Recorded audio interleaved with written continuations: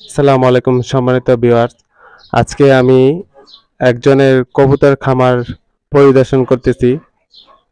এই ব্যক্তিটি হচ্ছে আমার বাবা। আমার বাবা শখ করে কিছু কবুতর পালন করেন, কিন্তু উনি দেখা যায় যে কবুতরগুলা যেরকম ভাবে পালন করা উচিত উনি সেরকম ভাবে পালন করে না। এই কারণে ওনার খামারের মধ্যে রোগবালাই লেগেই থাকে। ওনাকে আমি বিভিন্ন পরামর্শ দিই, কিন্তু উনি এগুলা শুনে না।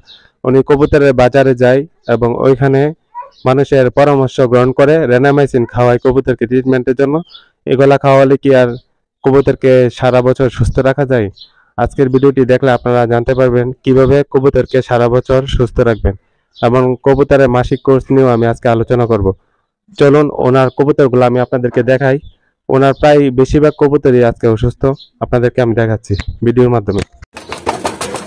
সুপ্রিয় দর্শক, আপনারা স্ক্রিনে দেখতে পাচ্ছেন একটি কবুতর কিভাবে ছটফট করতেছে। কবুতরটি কিছুক্ষণ পরই মারা যাবে। কবুতরটি অনেক কষ্ট করতেছে। কবুতরটি ভাইরাস দ্বারা আক্রান্ত হয়েছে। আপনি ভালোভাবে খেয়াল করে দেখেন, এখানে দেখেন যে খাঁচাটা রয়েছে, খাঁচাটার উপরে কতগুলা ময়লা এবং নিচে যে ট্রে রয়েছে ট্রের মধ্যে পানি রয়েছে, এবং এগুলা মনে হয় না 10-15 দিনের ভিতরে পরিষ্কার করা হয়েছে। তাই এগুলার ভিতরে ঠান্ডার ভাইরাস এবং আরো বিভিন্ন ধরনের ভাইরাস ব্যাকটেরিয়া জন্ম নিছে, এবং এগুলা দ্বারা কবুতরটি আক্রান্ত হয়ে দেখেন কবুতরটির পা একদমই নিষ্ক্রিয় হয়ে গেছে, এবং শরীরের ভিতরে দেখেন বিভিন্ন ধরনের ভাইরাসের অ্যাটাকের কারণে এটি অনেক কষ্ট করতেছে, ছটফট করতেছে। আজকের ভিডিও শেষে আমি আপনাদেরকে কবুতরের মাসিক কোর্সের তালিকাটা দিয়ে দিব, এবং আপনারা সেটি স্ক্রিনশট দিয়ে রেখে দিবেন। এখন আসুন মাসিক কোর্স নিয়ে আলোচনা করি। মাসিক কোর্স করার ক্ষেত্রে আপনারা যে বিষয়গুলো খেয়াল করবেন সেটি হচ্ছে, আপনাদের ধরেন আজকে 1 তারিখ, আপনি 1 তারিখ থেকে আগামী 30 তারিখ পর্যন্ত কি কি নিয়ম অনুসরণ করে কবুতরকে কি কি মেডিসিন প্রয়োগ করবেন আমি এখন বলতেছি। কবুতরের একটি রোগ হলো সালমোনেলা রোগ। এই রোগটি প্রতিরোধ করার জন্য আপনারা লাইসোবিট, মাইক্রোনিড অথবা হেমিকোপিএস অথবা লেবু, চিনি, লবণ মিক্সড করে দিবেন। এগুলা 1 থেকে 3 তারিখ পর্যন্ত আপনারা খাওয়াবেন। তারপর জিঙ্ক কোর্স করাতে হবে।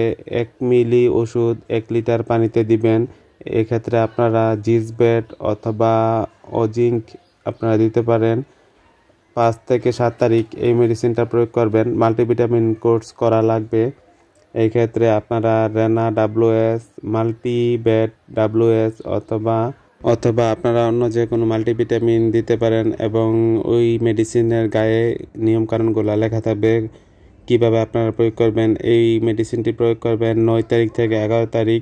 ভিটামিন বি কমপ্লেক্স কোর্স করাতে হবে। এই ক্ষেত্রে আপনারা রেনা BC, বিটা-3, বি কমপ্লেক্স দিতে পারেন যে কোনো একটা।